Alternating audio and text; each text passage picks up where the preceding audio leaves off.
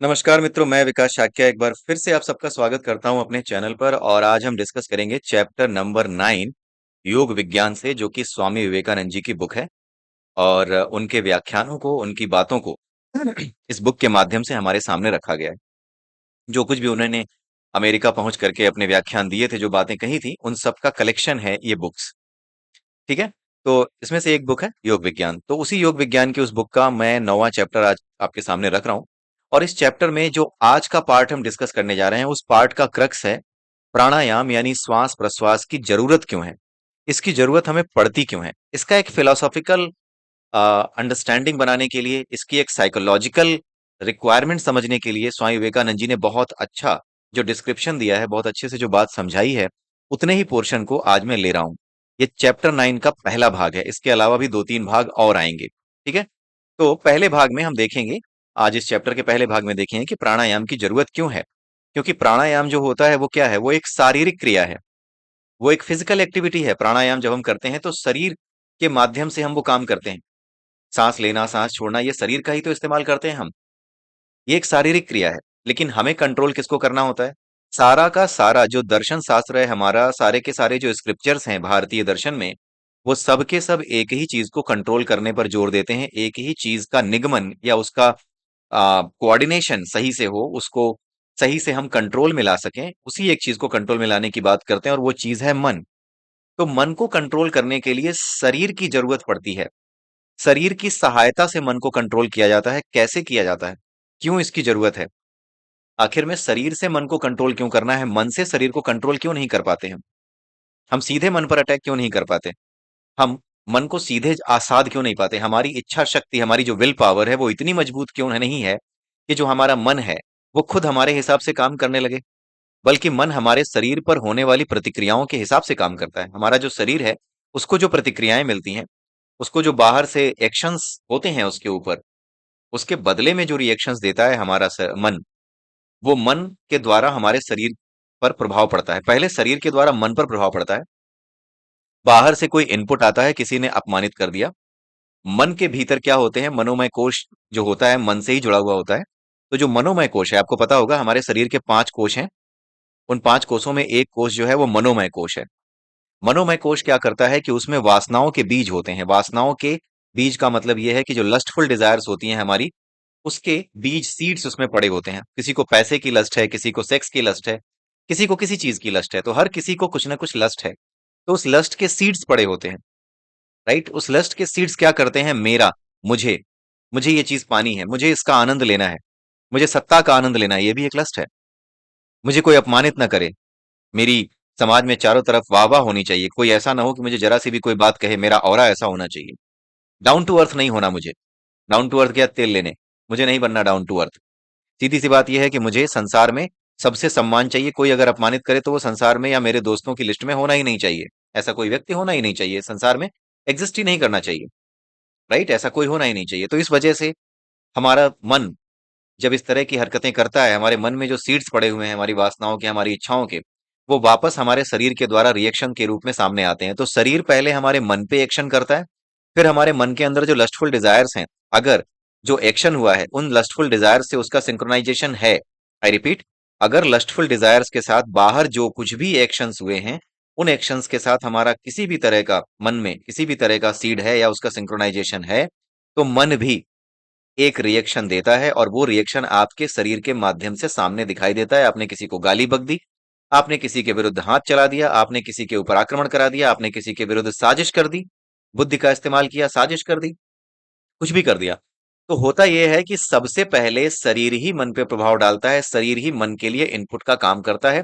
फिर मन में जो कुछ भी लस्टफुल डिजायर्स होती हैं, उन लस्टफुल डिजायर्स के साथ अगर जो कुछ बाहर हुआ है उसके साथ सिंक्रोनाइजेशन बैठता है, तो मन क्या करता है, मन उसी हिसाब से आपको क्या करता है, प्रेरणा देता है। वो लस्टफुल डिजायर्स के सीड बाहर निकल के चले आते हैं, वो पेड़ बन जाते हैं। जो बीज के रूप में थे लस्टफुल डिजायर्स, वो पेड़ बनते हैं। कैसे पेड़ बनते हैं, जब आप कोई एक्शन ले लेते हो। जैसे नॉर्मली होता क्या है, किसी लड़की को आपने प्रपोज किया, उसने मना कर दिया, तो उसके बाद आपने उसके खिलाफ षड्यंत्र शुरू कर दिए। कुछ ज्यादा ही मक्कार बदमाश टाइप का आदमी है, तो उसने साजिश शुरू कर दी कि कैसे इसका नुकसान कर दूं, कैसे इसका चेहरा बिगाड़ दूं। राइट। इस तरह के बदमाश भी हमारी सोसाइटी में, इस तरह के क्रिमिनल भी हमारी सोसाइटी में होते हैं। तो ये सब क्यों होता है, क्योंकि मन किस तरह से कंट्रोल में लाया जाए ये हर किसी को पता नहीं है।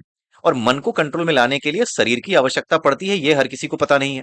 इसलिए ये चैप्टर बड़ा इंपॉर्टेंट है। तो आइए देखते हैं स्वामी विवेकानंद जी ने इस चैप्टर में मन के विषय में और शरीर के विषय में और दोनों के संबंध के विषय में ऐसा क्या हमें समझाया है।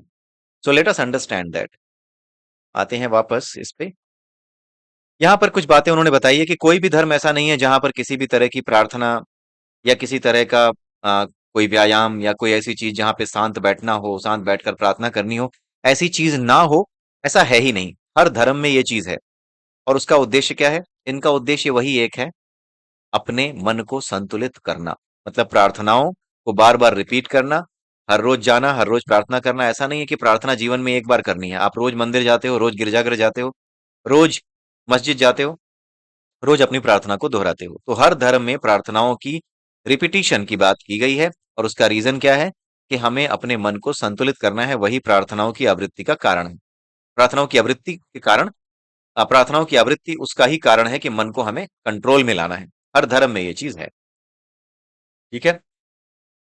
भारतीय दर्शन की जब हम बात करते हैं, बाकी धर्मों की बात उन्होंने कर दी कि वहां पर प्रार्थनाएं ज्यादा महत्वपूर्ण है। भारतीय दर्शन की जब बात की तो उन्होंने बताया कि भारतीय दर्शन में जितने भी दार्शनिक हुए हैं, जितने भी विद्वान हुए हैं, उन सभी ने संपूर्ण विश्व को दो भागों में बांटा है। एक है प्राण और दूसरा है आकाश। दो चीजें हैं, प्राण और आकाश। आकाश क्या है?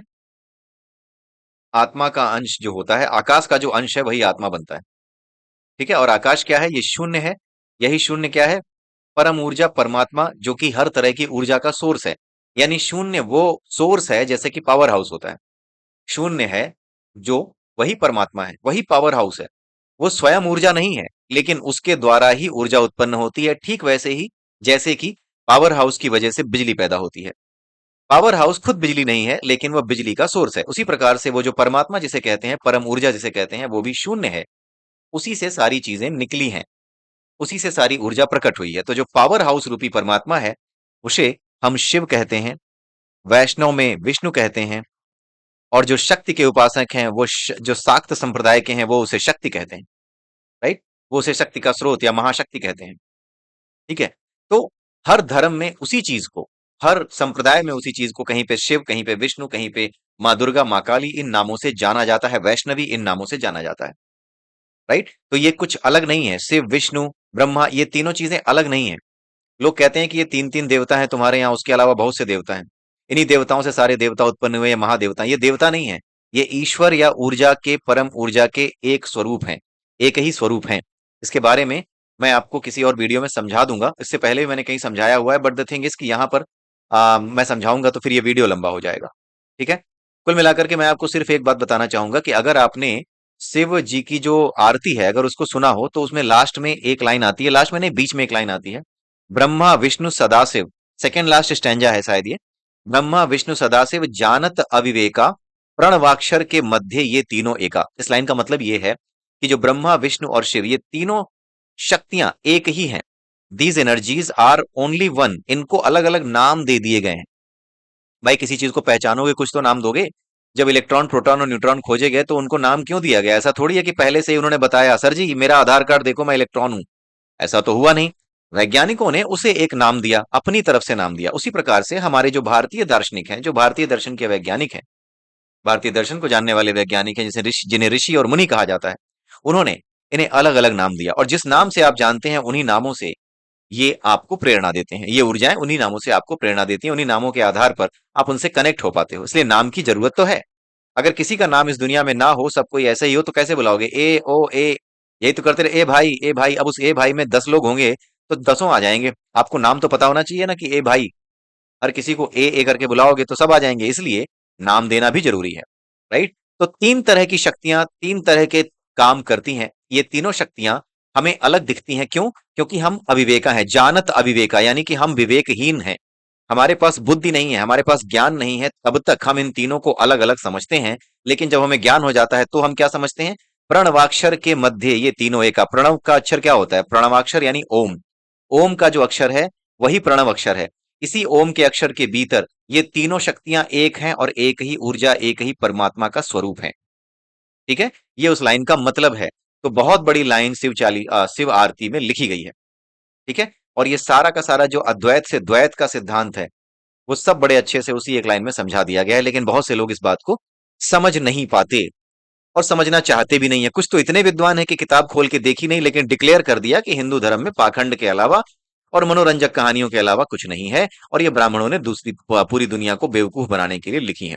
आप जरा सोचिए कि अगर ये इतना आसान होता तो हमारे यहाँ गुरु शिष्य परंपरा की जरूरत क्या थी।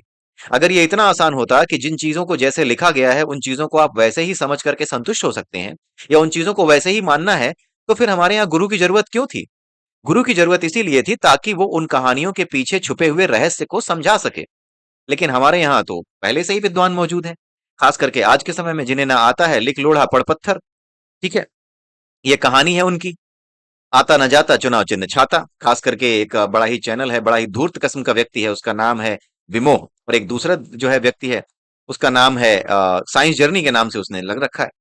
और वो फालतू की बातें किए जाता है, ना तो इसके पीछे के साइंस को जानते हैं, ना ही इसके पीछे की फिलॉसफी को जानते हैं, ना ही इसके पीछे छिपे हुए मेटाफोरिक मतलब को जानते हैं, मेटाफोरिक मीनिंग को जानते हैं। ये सारी बातें न जानते हुए ये गधे इस तरह की बातें करते हैं जैसे इनसे बड़ा विद्वान तो कोई है ही नहीं। और इन गधों का जो समय है वो धीरे धीरे करके सनातन धर्म का उत्थान जैसे जैसे होगा वैसे वैसे इनका समय क्या होगा, पागलपन की ओर इन्हें ले जाएगा। ये पागल हो जाएंगे, मैं आपको बता रहा हूं, ये दोनों ही एक दिन पागल हो जाएंगे, डिप्रेशन में जाने वाले हैं ये दोनों ही। इनफैक्ट जितने भी ऐसे चैनल हैं जो नास्तिकता को बढ़ावा दे रहे हैं उनके लिए बड़ा बुरा समय आने वाला है, क्योंकि वो सब डिप्रेशन में जाएंगे। सब के सब डिप्रेशन में। चाहे तो आप लिख के रख लीजिए, किसी को जरूरत हो तो मुझसे 1000 रुपए के स्टाम्प पे लिखवा के रखवा ले। जितने भी नास्तिक हैं, जो नास्तिक ऐसे हैं जो कहते हैं कि नहीं, जब तक मैंने देखा नहीं मैं विश्वास नहीं करूंगा, वो नास्तिक तो ठीक है, वो नास्तिक तो सीकर हैं भाई। जब तक नहीं दिखा तब तक तुम मान कैसे सकते हो, ये तो बड़ा अच्छा विचार है। लेकिन जो नास्तिक ऐसे हैं जिन्होंने बिना अनुभव किए कह दिया कि भाई कुछ होता ही नहीं है, कुछ भी नहीं होता, और फिर ये चाहते हैं कि पूरी दुनिया भी उनकी बातों को माने, तो ऐसे नास्तिक मैं आपको लिख के दे रहा हूं, गारंटीड आने वाले समय में पागल होने वाले हैं। इनका दिमाग काम करना बंद कर देगा, ये सामाजिक रूप से कट जाएंगे, इनको कोई पूछेगा नहीं। इसलिए अगर इनके चेले, खास करके साइंस जर्नी के और विमोह के चेले अगर मेरे चैनल पर आए हैं, तो जाकर उन्हें बता दो कि ऐसा डिक्लेयर किया जा चुका है, ऐसी भविष्यवाणी, ऐसी आकाशवाणी हो चुकी है। तुम्हें पागल होना पड़ेगा, तुम एक दिन पगला जाओ। ठीक है, इसलिए उससे पहले सुधर जाओ। सुधर जाओ का मतलब यह है कि खुद पढ़ो, खुद देखो, समझने की कोशिश करो कि उसके पीछे मेटाफरिक मीनिंग क्या है, उसको जानो। किसी चीज से द्वेष करने से आपकी बताई हुई बातें सच नहीं हो जाती। ठीक है, तो ये सारी चीजें उन्हें समझनी होंगी। ये बातें बीच में मैं इसलिए बोलता हूं क्योंकि जिस समय में ये वीडियो मैं बना रहा हूं, पिछले करीब 2020 से मैं बना रहा हूं, 5 साल मुझे हो चुके हैं। 5 साल के भीतर आपने देखा होगा ये वही समय है जब ट्रांजिशन का फेज चल रहा है। तो इसी ट्रांजिशन के फेज में ही मुझे ये बातें सामने रखनी है, रखनी थी। इस ट्रांजिशन के फेज में ही मुझे ये सामने रखनी थी, क्योंकि इसी ट्रांजिशन के फेज में जो भ्रम हमारे सामने आएगा, उस भ्रम से दूर रहने का केवल एक उपाय है, और वो है भारतीय दर्शन और उसकी गहराई। इसके अलावा कुछ भी नहीं है जो आपकी मदद इस बुरे समय में कर पाए। ठीक है, तो प्राण जो है सभी प्रकार की गतियों का कारण है। अगली चीज हम ये जानना चाह रहे हैं यहाँ पर विवेकानंद जी बताते हैं कि हमारे यहाँ प्राण और आकाश दो चीजों में बांटा गया है। आकाश क्या है, वो शून्य है, वही परमात्मा है, वही परमात्मा की अभिव्यक्ति है। ठीक है, उसी आकाश का एक टुकड़ा होता है, उसका एक टुकड़ा जो होता है वो आत्मा कहा जाता है। उस आकाश का एक टुकड़ा आत्मा कहा जाता है। ठीक है, वो आकाश जब काल के घेरे में आता है, यानी आपका समय जो होता है, आप जिस समय में जीते हैं, आप जो है लगातार काल के भीतर जी रहे हैं। आप लगातार एक समय के भीतर ही तो जी रहे हैं। अभी सोना है, अभी खाना है, ये सब जो है समय के आधार पे ही तो होता है। तो जब आप समय के साथ जुड़ते हैं तो आप तरह तरह के दृश्य देखते हैं। जब आकाश का कोई टुकड़ा यानी आत्मा समय के साथ जुड़ता है, आप आकाश का एक टुकड़ा हो, मैं आकाश का एक टुकड़ा हूं, शून्य है हम। लेकिन जब हम समय के साथ जुड़ जाते हैं तो होता क्या है, समय के साथ जुड़ने के कारण हम एक दृश्यों की श्रृंखला देखते हैं।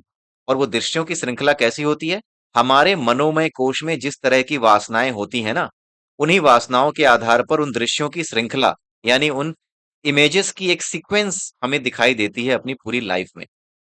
ठीक है, हम उन्हें लगातार देखते जाते हैं, उनसे बाहर नहीं निकल पाते। हम तब तक बाहर नहीं निकल पाते जब तक हम अपने आप को इस रूप में नहीं जान जाते कि हम आत्मा है या हम शून्य हैं। उस रूप में नहीं जान जाते, और उस रूप में जानने का ही उपाय राजयोग है, प्राणायाम है, ये उसके उपाय हैं, ये उसके साधन हैं। ठीक है, तो आई रिपीट, आत्मा क्या है, आकाश का एक टुकड़ा है। ये आकाश का टुकड़ा जब समय के साथ जुड़ जाता है तो समय के साथ जुड़ते ही दूरी का बोध होता है। दूरी का बोध होने के कारण अनेक कणों की संकल्पना सामने आती है। अनेक कण यानी लगातार कई कण हमें दिखते हैं, उन कणों के रूप में शरीर हमें दिखते हैं। भाई जब कणों के बीच में दूरी होगी, तभी तो समय की बात होगी। जब आप अपने आप को समय से बाहर देख पाएंगे, कण के रूप में नहीं देख पाएंगे, उसी एक शून्य के रूप में देख पाएंगे, तब तो न कण रहेंगे ना ही आपका समय। तो जब आप समय के रूप में रहते हैं, जब आप समय के साथ चलते हैं, आकाश का टुकड़ा जब समय के साथ मिलता है, तो वो आत्मा कहलाता है। जब तक वो समय के साथ जुड़ा रहता है, तब तक वो आत्मा कहलाता है। जब वो उस समय के तार से या समय के टुकड़े से, समय से दूर होना जब वो सीख जाता है, तब उसे कहते हैं कि वो आत्मा मुक्त हो गई है। और आत्मा की मुक्ति के लिए शरीर में होना ना होना कोई मतलब नहीं रखता। आत्मा की मुक्ति का मतलब ये नहीं है कि शरीर मर गया। ये बहुत बड़ी गलतफहमी है कि शरीर के मरने पर ही आत्मा को मुक्ति मिलती है। मुक्ति मिलने का मतलब है शरीर का मर जाना नहीं।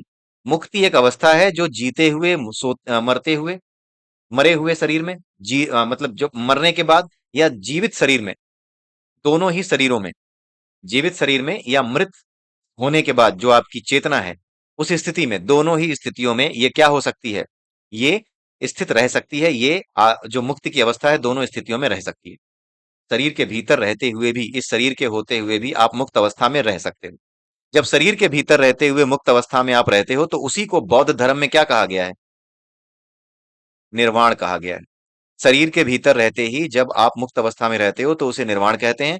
और शरीर से बाहर निकल करके इसी मुक्त अवस्था में जब आप शरीर को छोड़ देते हो, क्योंकि शरीर तो एक दिन छूटेगा, जब आप शरीर को छोड़ देते हो, तो उसे बौद्ध धर्म में महापरिनिर्वाण कहा गया है। ठीक है, उसे महापरिनिर्वाण कहा गया, यानी वो दोबारा जन्म नहीं लेंगे, दोबारा किसी शरीर को नहीं पकड़ेंगे। लेकिन जिसने निर्वाण प्राप्त किया है, मुक्त की अवस्था जिसके पास है, वो समय के तारों से उतरना सीख गया है। जो समय के तारों से उतरना सीख गया है, समय से बाहर निकलना सीख गया है, वो व्यक्ति मुक्त है। और ऐसी मुक्त आत्मा भी बार बार जन्म ले सकती है, उसकी अपनी मर्जी होती है। ठीक है, या प्रकृति के नियमों की बहुत गहरी समझ उसे हो जाती है, उस वजह से वो जान जाता है कि प्रकृति अब क्या कह रही है, तो उसी के अनुसार वो आत्मा एक समय के साथ जुड़ जाती है, समय के तार के साथ जुड़ जाती है। वो जिसकी चाहे उसकी समय के साथ जुड़ सकती है, जिसके साथ चाहे उसके साथ जुड़ सकती है। राइट, उसी के अनुसार वो अपने किरदार को लिख लेती है। जैसे भगवान कृष्ण ने जब अवतार लिया, तो उन्होंने अपना किरदार चुन लिया कि इस किरदार के ये दृश्य हैं, इन दृश्यों को ये जिएगा। एक दृश्य में वो कंस को मारेगा, एक दृश्य में इसको मारेगा, उसी दृश्य को चुन लिया। वो दृश्य कैसे चुने जाते हैं? जैसे हम और आप हमारे दृश्य कैसे चुनते हैं, हमारी आत्मा हमारे दृश्य कैसे चुनती है? मनोमय कोश में जैसी इच्छाएं होती हैं, उसके अनुसार ही आत्मा के ऊपर कर्म लद जाते हैं। कर्म लदने के बाद आत्मा आत्मा देखती है कि किस तरह की जो कॉम्बिनेशन है, कॉम्बिनेशन ऑफ सीक्वेंस है इमेजेस का, किस तरह के दृश्यों का कॉम्बिनेशन है, जिसको जीकर ही इन कर्मों को काटा जा सकता है। हमारी बॉडी एक मैथमेटिकल इक्वेशन है जिसे हमें सॉल्व करना होता है। हमारी आत्मा पे जो कर्म लदे हैं, वो एक मैथमेटिकल इक्वेशन बनाते हैं। उस मैथमेटिकल इक्वेशन के अकॉर्डिंग ही जिस बॉडी के अंदर ये mathematical equation step by step solve हो सकती है, उन बॉडीज में हम एक एक करके घुसते हैं। राइट, उन बॉडीज को, जिन दृश्यों को जीना है, उन दृश्यों की श्रृंखला पहले से तय होती है। जैसे जो सपना आप देखते हैं ना, वो सपना पहले से तय होता है, क्योंकि आपकी इच्छा के अनुसार ही वो सपना आता है। जैसी आपने इच्छा की होती है, जिस तरह की इच्छा या जिस तरह का डर या जिस तरह की भावना आपके भीतर होती है, उसी भावना के अनुसार आपको सपने दिखाई देते हैं। यानी सपने में दृश्य क्या दिखेंगे, वो पहले से तय होते हैं। जैसे अगर आप कहीं चोरी करके भाग रहे हो, तो पुलिस का डर ये आपके मन में गहरे बैठा हुआ है। ठीक है, अब इसी डर से जो दृश्यों की श्रृंखला आएगी, वो पहले डिसाइडेड है कि अगर डर है पुलिस का, तो दृश्यों की श्रृंखला ये है कि कहीं ना कहीं आप पुलिस के द्वारा पकड़े हुए देखे जाओगे, अपने आप को सपने के भीतर देखोगे ही देखोगे। तो इस वजह से क्या होता है, सपना इसी तरीके का आता है। तो पहले से ही उस सपने के बीज जैसे आपके भीतर होते हैं, उसी प्रकार से हमारा जो मनोमय कोश होता है, हमारी जो आत्मा होती है, उस पे जो कर्म लदे हैं, उस कर्म के अनुसार उसी तरह की एक चाबी बन जाती है। आप समझ जाओ कि जैसे कर्म हमारी आत्मा पे लदे हैं, उसी के अकॉर्डिंग एक चाबी बनती है। और उस चाबी से हम उसी सीक्वेंस को खोलते हैं। या फिर ये समझ जाइए कि आपने एक टिकट लिया है, जैसे किसी फिल्म को देखने का। आपने जिस फिल्म को देखने का टिकट लिया है, वो टिकट ही सिनेमा हॉल में घुसने की चाबी है। तो ऐसे ही जिस तरह की भावनाएं या जिस तरह की वासनाएं आपके भीतर होती हैं, उसी के अकॉर्डिंग एक चाबी बनती है। वो चाबी आपके ऊपर लदी होती है, लदी नहीं होती है, वो चाबी इस पूरे के पूरे ब्रह्मांड में होती है, कहीं पर होती है। और जैसी इच्छा लेकर के आप मर जाते हैं, जैसी वासनाएं, जैसे लस्टफुल डिजायर्स लेकर आप मर जाते हैं, उसी के अकॉर्डिंग वो चाबी आपको मिलती है। वो चाबी आपको वहीं पे मिलेगी जहां आपको उसी उसी चाबी से आपकी ट्यूनिंग होगी, जिसके अकॉर्डिंग आपके मन में वासनाएं होंगी। और जैसे ही वो चाबी मिलेगी, आप उन सीक्वेंस ऑफ इमेजेस में घुसोगे, जो कि आपकी इच्छाओं के अनुसार, आपकी लस्टफुल डिजायर्स के अनुसार फिट बैठती हो, और उसके बाद वो जो कुछ भी डिसाइडेड है पहले से, जैसे आपकी सीड्स है ना, उन सीड्स के अकॉर्डिंग पहले से ही डिसाइडेड है। जैसे सपना डिसाइडेड था ना कि चोरी की हुई है और डर है पुलिस का, तो उसके अकॉर्डिंग सपने की सीक्वेंस डिसाइडेड है कि सपने में आप क्या देखोगे। ठीक उसी तरीके से जब आप मर जाते हो तो जो कुछ आपके प्राण निकलने के बाद आपकी जो आत्मा होती है उसके ऊपर जो कर्म लदे हैं, अभी भी वो काल के तारों पे घूम रही है, अभी भी वो समय के घेरे में है। तो समय के घेरे में जब तक वो है तब तक वो एक ऐसी लिंग कुंजी उठाती है, एक ऐसी की उठाती है, एक ऐसी की मिलती है जो कि उसके लस्टफुल डिजायर्स के अकॉर्डिंग सिंक में होती है, और उसी के अकॉर्डिंग एक सीरीज ऑफ जो लाइफ के इक्वेशंस हैं, सीरीज ऑफ जो लाइफ के आपके इमेजेस होनी चाहिए, वो सारी इमेजेस आपको दिखाई देने लगती हैं। ठीक है। तो इसी प्रकार ये सारी चीजें चलती हैं, और वो सीक्वेंसेस आपको दिखने लगते हैं, और आपको लगता है कि हाँ यही सब कुछ मेरी लाइफ में हो रहा है और मैं कुछ कर नहीं सकता, मेरा भाग्य ही ऐसा। आप अपने भाग्य को बदल सकते हो, केवल और केवल आपको ये जानना है कि आप आत्मा हो, आप शून्य हो। ठीक है। तो प्राण के बारे में यही बताया गया है कि जितने भी प्रकार की गतियां हमारे शरीर में होती हैं, चाहे वो विद्युत हो, चुंबकत्व हो, मन की सारी क्रियाएं, ये सब प्राण से ही होती हैं। हमारे प्राण का जो सर्वोच्च रूप है हमारे मस्तिष्क में विद्यमान है, यानी हमारा जो मस्तिष्क है उसमें हमारे प्राण का सबसे उच्चतम रूप विद्यमान है, क्योंकि मस्तिष्क की सहायता से ही हम उच्चतम निर्देश लेते हैं और उच्चतम निर्णय लेते हैं। मैक्सिमम पॉसिबल जो हमारी शक्तियां हैं वो हमारे मस्तिष्क के इस्तेमाल के द्वारा ही हम दुनिया के सामने रखते हैं। आइंस्टीन ने भी यही किया, न्यूटन ने भी यही किया। उनके मस्तिष्क का इस्तेमाल करके ही उन्होंने बेहतर से बेहतर चीजें दुनिया के सामने रखी।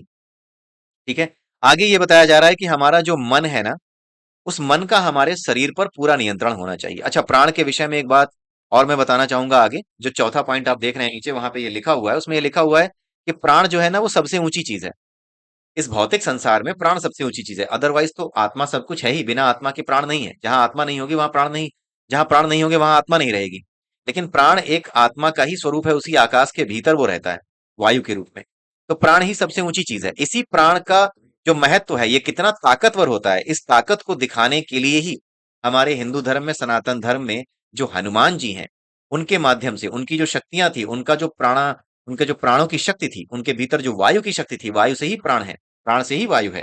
राइट। तो उनके भीतर जो प्राणायाम की शक्ति थी, जो हम प्राणायाम करके प्राप्त करते हैं, वो उनके भीतर पहले से ही थी, उन्होंने हासिल की थी। तो जो शक्ति उन्होंने हासिल की थी, वो शक्ति कितनी शक्तिशाली हो सकती है, वो हनुमान जी की सहायता से हमें पता लगती है। इसलिए हनुमान चालीसा जब आप पढ़ें तो इस नजरिए के साथ पढ़ें कि आप प्राण शक्ति यानी वायु की शक्ति, जो प्राण की शक्ति है, उसके बारे में पढ़ रहे हैं। आप हनुमान जी के बारे में तो पढ़ ही रहे हैं, लेकिन हनुमान जी के माध्यम से जो भी आप देख रहे हैं कि हनुमान जी क्या क्या करने में सफल हुए, उसको उसकी एक मेटाफोरिक मीनिंग भी है। ठीक है। उसकी जो मेटाफोरिक मीनिंग है, जो कि हनुमान जी करने में सफल हुए, वो क्यों कर पाए, वो प्राण के सर्वोच्च रूप का इस्तेमाल कर पाए। वो बहुत ही बुद्धिमान थे। सुरसा का जैसे उन्होंने सामना किया। ठीक है। और परीक्षा लेने के लिए जो सुरसा सामने आई, उसके अलावा बहुत बड़े बड़े धूर्त जो राक्षस थे वो सामने आए, उनका सामना कैसे किया, उसके लिए उन्होंने अपनी मस्तिष्क का इतना अच्छा इस्तेमाल कैसे किया, वो सब कुछ प्राण शक्ति के माध्यम से हुआ। इसीलिए यहां पर यह बताया गया है कि जो प्राण का सर्वोच्च रूप है, वो हमारे मस्तिष्क में, यानी कि हमारी बुद्धि का जो केंद्र है, जहां से हमारी बुद्धि काम करती है, जहां से हमारी बुद्धि इनपुट लेती है, वो मस्तिष्क है। तो मस्तिष्क में ही प्राण का सर्वोच्च रूप यानी हमारी बुद्धिमत्ता, हमारा इंटेलेक्ट, वो वही विद्यमान रहता है। तो प्राण ही सबसे ऊंचे हैं, इसके बारे में प्रश्नोपनिषद में बताया गया है। आत्मा सर्वोच्च है, लेकिन प्राण हमारे शरीर के स्तर पर, हमारे शरीर को जीवित रखने वाले चीजों में प्राण सबसे ऊंचे हैं। ये बात भी प्रश्नोपनिषद में बताई गई है कि प्राण का होना शरीर में और आत्मा का होना शरीर में, ये दोनों एक साथ जरूरी नहीं है कि हो। जैसे इस समय मैं वीडियो बना रहा हूं तो मेरे शरीर में प्राण और आत्मा दोनों एक साथ हैं, लेकिन जब मैं सो जाऊंगा तो आत्मा कहीं और हो सकती है, प्राण मेरे शरीर में रहेंगे। यानी प्राण पहले आते हैं, जब हम जन्म लेते हैं तो प्रश्नोपनिषद में ही बताया गया है कि जब हम जन्म लेते हैं तो प्राण पहले आते हैं, आत्मा बाद में आती है। ठीक है। प्राण सर्वोच्च है, प्रश्नोपनिषद में ही बताया गया। और जब प्राण जाते हैं तो शरीर की सभी चीजें, चाहे वो मन हो, जैसे उसमें कहानी है प्रश्नोपनिषद में कि जैसे ही प्राण अपने आप को ऊपर उठाने लगा, वैसे ही बाकी सभी शक्तियां, मन की शक्ति, मन और बाकी इंद्रियां, इंद्र, ये सब ऊपर उठने लगे और शरीर को छोड़ने लगे। तो प्राण की ताकत को उन्होंने मान लिया कि हाँ तुम ही सबसे ज्यादा ताकतवर हो। तो इस कहानी के माध्यम से प्रश्नोपनिषद में यह समझाने का प्रयास किया गया है कि शरीर के स्तर पर प्राण सबसे बड़ी चीज है, और इसलिए प्राणों की देखभाल हमें बड़े जो है संघर्ष पूर्वक भी अगर करनी पड़े तो करनी चाहिए।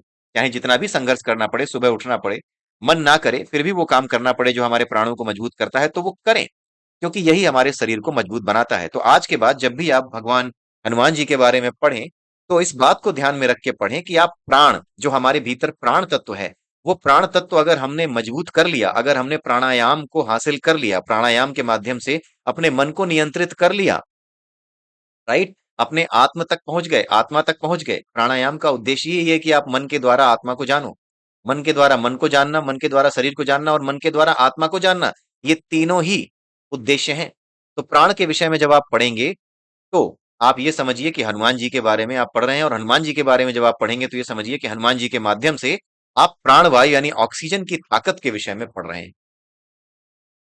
ठीक है, जिसकी प्राणवायु जितनी अच्छी आयामित होती है, यानी जितनी अच्छी कंट्रोल में होती है, उतना ही अच्छा उसके साथ ये होता है कि वो गहराई से सोच सकता है, राइट, क्योंकि कहीं और से डिस्ट्रैक्शन है ही नहीं, तो वो जितनी ही अच्छाई से सोच सकता है। तो ये कॉन्सेंट्रेशन की पावर है, पावर ऑफ कॉन्सेंट्रेशन है, जिसके द्वारा ये संभव होता है।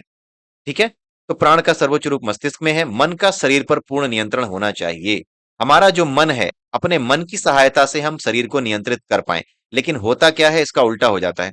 जब हमें चोट लगती है, हमारा अपमान होता है, हम दुखी होते हैं, तब जाकर के हमारा मन भी दुखी हो जाता है। हमें बाहर से कोई दुख मिल जाए, चोट लग गई, किसी ने मार दिया, किसी ने अपमानित कर दिया, तो उसके बाद क्या होता है, हमारा मन दुखी होता है। क्यों होता है? क्योंकि हमारे मन में बीज हैं, किसके? लस्टफुल डिजायर्स के बीज हैं। किस किस डिजायर के बीज हैं? कि मुझे हमेशा सम्मान मिले, मुझे हमेशा सम्मान मिलता रहे। ये हमारे मन के भीतर जो लस्टफुल डिजायर्स हैं उसके बीज हैं, मनोमय कोश में इसके बीज हैं। अगर वो बीज हैं, तो बाहर जो कुछ भी होता है, वो बीज अंदर से अपना काम करेंगे और आपको मोटिवेशन देंगे कि नहीं नहीं, ये अपमानित कर रहा है, मारो इसको। इस तरह की चीजें करेगा वो। तो मन के द्वारा शरीर नियंत्रित नहीं हो रहा, बल्कि शरीर के द्वारा क्या हो रहा है, मन को इनपुट मिल रहा है। और मन जिस तरीके से उसको इनपुट मिल रहा है, वो बेचारा कमजोर की तरह वही काम किया जा रहा है जो इनपुट उसको बाहर से मिल रहा है। हम आत्मा की बात कर रहे हैं, हम मन के स्तर पर तो संयमित है ही नहीं, हम मन के स्तर पे ही कंट्रोल नहीं है और हम आत्मा तक पहुंचना चाहते हैं। ये सबसे बड़ी मूर्खता है। हमें पहले मन के नियंत्रण को समझना होगा। शरीर से मन को नियंत्रित किया जाए या मन से शरीर को नियंत्रित किया जाए। होना तो ये चाहिए कि मन से शरीर को नियंत्रित किया जाए, लेकिन हम ये नहीं कर पाते। ये तब तक नहीं कर पाते जब तक हमने योग को सिद्ध नहीं किया है, जब तक हमने प्राणायाम के द्वारा योग की स्थिति को प्राप्त नहीं किया है। हमने प्राणायाम जब तक नहीं किया है, उसके मतलब को नहीं जाना है, तब तक हम इसको नहीं कर पाते कि मन के द्वारा हम शरीर को कंट्रोल करें। हमारा मन ही हमसे कहे कि नहीं यार, इसका क्या मतलब है, किसी ने अपमानित कर भी दिया तो क्या हुआ। ये बड़ा ही मुश्किल है। किसी ने अपमानित कर भी दिया तो क्या हुआ, ये सोच पाना बड़ा मुश्किल है। मुझे चोट लगी, हाय मैं क्यों ना रोऊं, ये बड़ा मुश्किल है। अपने आप को शरीर से अलग देख पाना, अपने आप को मन के स्तर तक उतार पाना कि मन के द्वारा मैं शरीर को कंट्रोल करूंगा, यही बहुत मुश्किल काम है। तो आत्मा तक उतरना तो बहुत मुश्किल काम होगा। लेकिन ऐसा है नहीं। पिछले ही वीडियो में हमने देखा कि विवेकानंद जी ने बताया कि सब कुछ बच्चों का खेल है, बस एक बार आप सही से प्रशिक्षित होने चाहिए। जैसे जब मैं गाड़ी चलाना सीख रहा था, तो मुझे ऐसा लगता ही नहीं था कि मैं कभी गाड़ी चला पाऊंगा। मुझसे गाड़ी उठती ही नहीं थी। मुझे लगता था कि यह असंभव काम है मेरे लिए, और ये 1 महीने तक मेरे साथ हुआ। आप सोचिए, 1 महीने बहुत बड़ा टाइम होता है। 1 महीने तक ये होता रहा कि मुझे गाड़ी स्टार्ट करके कोई देता था, और उसके बाद मैं उसको आगे बढ़ाता था। और बंद करने के बाद मेरा एक साथी होता था जो ऑफिस से मुझे लेकर के जब लानी होती थी गाड़ी, तो फिर वो स्टार्ट करके देता था और फिर मैं उसको चला के आगे लाता था। मुझे ऐसा लगता था कि मैं कभी कर ही नहीं पाऊंगा, हो ही नहीं पाएगा मुझसे कि मैं कभी गाड़ी चला पाऊं, स्टार्ट कर पाऊं और स्टार्ट करके उसे उठा पाऊं। गाड़ी उठती ही नहीं थी। लेकिन अभ्यास करते करते करते परेशानी हुई, बड़ा ही चिड़चिड़ाहट होती थी, इरिटेशन होती थी कि दूसरे कैसे कर लेते हैं, मैं कैसे नहीं कर पा रहा। लेकिन एक दिन, 1 महीना पूरा होने के बाद, लगभग 1 महीना पूरा होने के बाद मुझे वो आ गया। अचानक से एक दिन उठा, मैंने चालू की। मुझे यही नहीं समझ में आया कि मैं गलती कैसे कर रहा था। तब मुझे ये नहीं समझ में आया कि आखिर मैं बंद कैसे कर देता था। पहले मुझे ये समझ में नहीं आता था कि मैं चालू क्यों नहीं कर पा रहा हूँ। और जब मैं चालू करना सीख गया, गाड़ी को उठाना सीख गया, तो मैं ये नहीं समझ पा रहा था कि मैं आखिर कर क्या रहा था ऐसा जो ये उठ नहीं रही थी। ये तो बड़ा आसान है, राइट। तो ये होती है मन की शक्ति। वो पुरानी सारी चीजों को, सारी वृत्तियों को नष्ट कर देता है अगर वो आपके कंट्रोल में हो। और अगर आपका मन आपके कंट्रोल में नहीं है, आपका शरीर उसे कंट्रोल कर रहा है, आप शरीर हो चुके हो, तो फिर आप नहीं समझ पाओगे कि आखिर इसे कैसे कंट्रोल किया जाए। ठीक वैसे ही जैसे मैं ये नहीं समझ पा रहा था कि गाड़ी चलाना कैसे सीखूंगा, उसी प्रकार से उसी प्रकार से हम जब चलाना सीख जाते हैं गाड़ी को, तो हम ये नहीं समझ पाते थे कि गलती करता क्या था मैं। मुझे ये समझ में नहीं आता कि मैं करता क्या था गलती ऐसी, होता क्या था। मैंने बड़ा ट्राई किया कि मैं ऐसा कुछ करूं जिससे कि मैं बंद करना सीख जाऊं, वो स्थिति ले आ पाऊं जब मैं बंद कर देता था, मुझसे बंद हो जाता था। वो कंडीशन आ ही नहीं पा रही। मुझे आज तक समझ में नहीं आ रहा। आज भी कोई मुझसे कहे कि यार इसको उठाना नहीं है तुम्हें, इसको क्या करना है, उसी तरीके से गिरा देना है। जब तुम सीख नहीं पाए थे तब तुम गिरा दिया करते थे, ऊपर नहीं उठा पाते थे। वो मैं कर ही नहीं पाऊंगा। राइट? तो मन यही करता है, जब आप मन को शरीर के द्वारा नियंत्रित कर लेते हैं, सारी क्रियाएं शरीर से शुरू होती हैं, शरीर का बड़ा महत्व है। इसीलिए शरीर का बड़ा महत्व है कि शरीर के माध्यम से ही मन और आत्मा को जानने के प्रयास करने का रास्ता खुलता है। ठीक है? तो मन का शरीर पर पूर्ण नियंत्रण होना चाहिए, लेकिन होता इसका उल्टा है। वो हमने समझ लिया क्या है, शुरू में ही समझा था। उसके बाद हम ये लिखा हुआ है कि हम शरीर से प्रभावित होते हैं, हमारा शरीर हमको प्रभावित करता है, हमारे मन को प्रभावित करता है। अगर हम किसी तरीके से ये जान भी लें कि मन को कैसे कंट्रोल किया जाता है, अगर हम किसी तरीके से किताब पढ़ के, किसी भी तरीके से किसी गुरु की बातें सुन करके जान भी लें, इसको थ्योरेटिकली समझ भी लें, तो भी थ्योरेटिकली जानने के बाद भी और इसको रियलिस्टिकली अब रियलिस्टिकली अनुभव करने के लिए, एक्सपीरियंस करने के लिए जो हमें करना पड़ेगा, उन दोनों चीजों में बड़ा अंतर है। मतलब रियलिस्टिकली एक्सपीरियंस कर पाना, there is a difference thing, there is a different thing. Realistically experience करना और इसके बारे में पढ़ लेना या जान लेना, क्योंकि पढ़ने के लिए तो बहुत सी किताबें रखी हैं, हर जगह लिखा हुआ है कि विवेकानंद जी ने मन को कंट्रोल में कर लिया, इन्होंने मन को कंट्रोल में कर लिया, इन्होंने ये किया था। तो उन्होंने जो जो किया था आप वो करके देखेंगे तो क्या हो जाएगा? आपको ऐसा लगता है कि वो पैरासिटामोल की गोली की तरह ले लेंगे और सब कुछ ठीक हो जाएगा? बहुत से लोगों को ऐसा लगता है, लेकिन ऐसा है नहीं। इसीलिए कहा गया है, विवेकानंद जी ने यह कहा है कि आप बुद्धि से उसे जान जाएं, समझ जाएं, पढ़ लिख के समझ जाएं, उसके बावजूद भी उसका एक्सपीरियंस करने में और उसको जानने में बड़ा अंतर है। ठीक है? इन दोनों चीजों में बहुत बड़ा अंतर है। और आगे वो बताते हैं कि शरीर पर बिना किसी सहायता के विजय प्राप्त करना, मतलब अपने मन को बिना किसी अ, बिना किसी एक्शन के लिए, मतलब बिना कोई एक्शन लिए, शरीर के द्वारा कोई भी प्राणायाम किए बिना, केवल अपनी विल पावर से अपने शरीर को कंट्रोल में इस तरह से कर लेना कि मन को कंट्रोल वो कर दे, या मन से वो कंट्रोल होने लगे, रेदर देन कि हमारा मन हमारे शरीर के अगेंस्ट प्रतिक्रिया दे या रिएक्शन दे। हमारा शरीर हमारे मन के अंदर इतना काबू में आ जाए कि हमारा मन ही हमें गलत रास्ते पे न ले जाने दे, बल्कि मन ही हमें सही रास्ते पर रखे। ऐसा करना बड़ा मुश्किल है, बहुत मुश्किल काम है, बहुत कठिन है और देहबद्ध है। मन इसी बड़ी कठिनाई से इसको प्राप्त करता है। मतलब हमारा शरीर जो है, हमारा जो मन है, वो देह के भीतर बंद है। इसीलिए देह के भीतर बंद होने की वजह से जो उसको इनपुट्स मिलते हैं, उसके अगेंस्ट वो आउटपुट देता है, रिएक्शन देता है। और इसी वजह से मन तक पहुंचना और उसके द्वारा अपने शरीर को कंट्रोल करना बड़ा मुश्किल काम है, क्योंकि हम जिस तरीके से प्रभाव में रहते हैं सतरज और तम के, वो सब का सब प्रभाव हमारे मन पर प्रभाव डालने लगता है। उसके प्रभाव में जो भी काम हमारे साथ होते हैं, उसके अकॉर्डिंग जो भी प्रभाव पड़ते हैं, वो हमारे मन पे प्रभाव पड़ते हैं। ठीक है? सतरज और तम के बारे में आप जानते होंगे। अगर नहीं जानते हैं तो भगवत गीता के 14वें चैप्टर को आप पढ़ लीजिए और आप समझ जाएंगे। ठीक है? अब आगे विवेकानंद जी बताते हैं कि इसी कारण शरीर को बाहरी सहायता की आवश्यकता पड़ती है, क्योंकि मन पे सीधे काम नहीं कर सकते। बहुत कम लोग ऐसे होते हैं कि अपनी इच्छा शक्ति से इसको कर पाए। अपनी इच्छा शक्ति से बहुत ही रेयर होता है ये लाइन जो मैं हाईलाइट कर रहा हूं। इसलिए शारीरिक सहायता लेकर के हमें अपनी विल पावर को मजबूत करना होगा। यानी प्राणायाम जिसकी बात यहाँ की जाएगी, सांस को लेने और छोड़ने की जो बात की जाएगी, वो हमारे शरीर के माध्यम से हमारे मन को कंट्रोल करने का तरीका है। प्राणायाम क्या है? शरीर के माध्यम से मन को कंट्रोल करने का तरीका। कुछ शारीरिक क्रियाएं यानी कि कुछ फिजिकल एक्शंस, जिसको हम प्राणायाम कहते हैं, जिसको हम सांस लेने सांस छोड़ने की प्रक्रिया कहते हैं, उसके द्वारा हम अपने शरीर को, अपने मन को कंट्रोल में ला सकते हैं।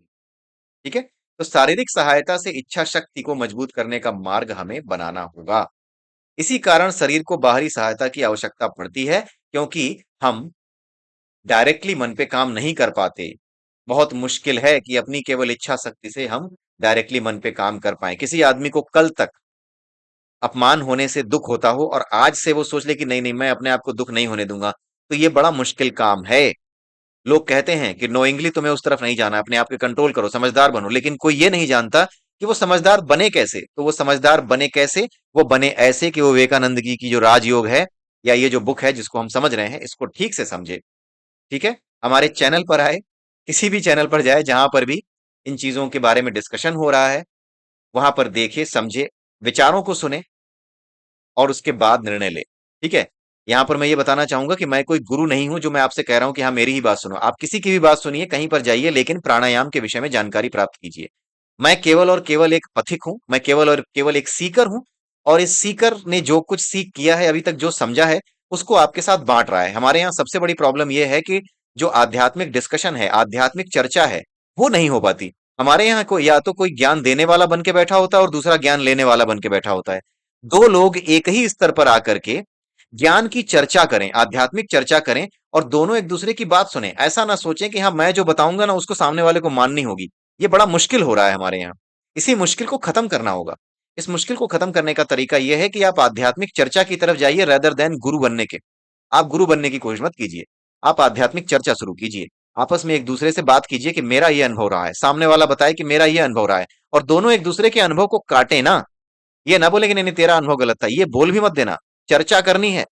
चर्चा करोगे तो अनुभव जब एक दूसरे के आपस में एक दूसरे से लोगे, तो जब एक दूसरे का विरोध नहीं करोगे, जब उसकी स्वीकार्यता अपने पास रखोगे, जो कि कोई मुश्किल काम नहीं है, आसान काम है। ठीक है, उसके लिए प्राणायाम की सहायता लीजिए, लेकिन एक दूसरे के साथ आध्यात्मिक चर्चा कीजिए। चाहे आप बौद्धिस्ट हो, चाहे आप जैनिस्ट हो, चाहे आप हिंदुइस्ट हो, कोई भी हो, हिंदुइज्म को फॉलो करते हो, किसी भी चीज को, आप सीधे सीधे एक दूसरे से आध्यात्मिक चर्चा कीजिए। और एक दूसरे की बात को काटने का प्रयास मत कीजिए। दूसरे के विचार को, दूसरे के पॉइंट ऑफ व्यू को समझने का प्रयास कीजिए। उसके बाद ही ये सब चीजें सफल हो पाएंगी हमारे देश में। और ये होगा, चिंता मत कीजिए। अभी मैं बोल रहा हूं, कई दिनों बाद, कुछ दिनों के बाद यही बात दूसरे भी बोलेंगे, आप देख लीजिएगा। आप किसी भी चैनल पर यह बात किसी को करते नहीं सुनेंगे आज की डेट में कि हाँ आध्यात्मिक चर्चा लोगों की आपस में आवश्यक है। ये किसी चैनल पे आपको शायद ही मिले, नहीं मिलेगा। लेकिन आने वाले समय में, चाहे प्रधानमंत्री मोदी हो, चाहे कोई भी हो, कोई भी बड़ा व्यक्ति हो, कोई भी छोटा व्यक्ति हो, कहीं पर भी ऐसा व्यक्ति हो जो कि समाज की नजर में रहता है, कोई भी प्रभावशाली व्यक्ति हो जो कि समाज की नजर में, मीडिया की नजर में रहता है, जिसकी बातें आप तक पहुंचती हैं, उनमें से कोई ना कोई व्यक्ति, आप देख लीजिएगा, जो बात आज मैं कह रहा हूं ना ये सच होके रहेगी। ये कहेगा, क्योंकि इसके पीछे एक साइंस है। जो कुछ भी मैं कहता हूं वो थॉट के रूप में इस ईथर में, इस ब्रह्मांड में तैरता है। और अगर वो थॉट किसी भी, क्योंकि तैरता क्यों है, आपको लग रहा होगा तैरता है, तैरता क्यों है? तैरता इसलिए है क्योंकि हम सभी के थॉट्स इलेक्ट्रोमैग्नेटिक वेव्स हैं। और वेव जो है वो एनर्जी है, वो कभी नष्ट नहीं होती, वो तैरती रहती है भाई। वो तैरते हुए जब किसी भी ऐसे आदमी के साथ जो खुद आध्यात्मिक है उसके साथ टकराएगी, तो उसके साथ वो ट्यून हो जाएगी। ये विचार एक आध्यात्मिक ऊर्जा होती है, ये आध्यात्मिक वेव होती है। जैसे ही वो उस व्यक्ति के साथ टकराएगी, उस व्यक्ति के दिमाग में ये विचार मेरी तरफ से आरोपित हो जाएगा, या कोई दूसरा व्यक्ति कोई विचार रखता है तो उसके विचार मेरे मस्तिष्क में आरोपित हो जाते हैं। ये होता है। इलेक्ट्रोमैग्नेटिक वेव्स हैं हमारे थॉट्स, इलेक्ट्रोमैग्नेटिक वेव्स के अलावा कुछ नहीं है। और वेव्स क्या है? एनर्जी है। एनर्जी हमेशा तैरती रहती है। जब भी तैरते तैरते ऐसे व्यक्ति के पास पहुंचेगी जो ट्यून होना चाहता है, जो बेसिकली आध्यात्मिकता के रास्ते में है, जो इस तरह की चीजों को समझता है, सोचता है, उसके साथ वो ट्यून हो जाएगी। वो सही योग्य पात्र देखकर उसके साथ वो एनर्जी ट्यून हो जाएगी, फ्रिक्वेंसी ट्यून हो जाएगी। और वहीं पर कोई ना कोई ऐसा व्यक्ति जो प्रभावशाली है, वो इस बात को कह देगा कि आध्यात्मिक चर्चा करना शुरू कीजिए, गुरु की चिंता पहले मत कीजिए। पहले आप आध्यात्मिक चर्चा करके इस लायक तो बनाइए कि एक दूसरे से बात करते समय एक दूसरे की बातों को सुनने का साहस हो। क्योंकि गुरु के सामने तो जानबूझ करके कई बार प्रश्न नहीं करते हो आप, लेकिन अपने मित्र के सामने तो प्रश्न कर सकते हो विनम्रता के साथ। राइट? उसको कह सकते हो कि हाँ मुझे ये बात समझ में नहीं आई।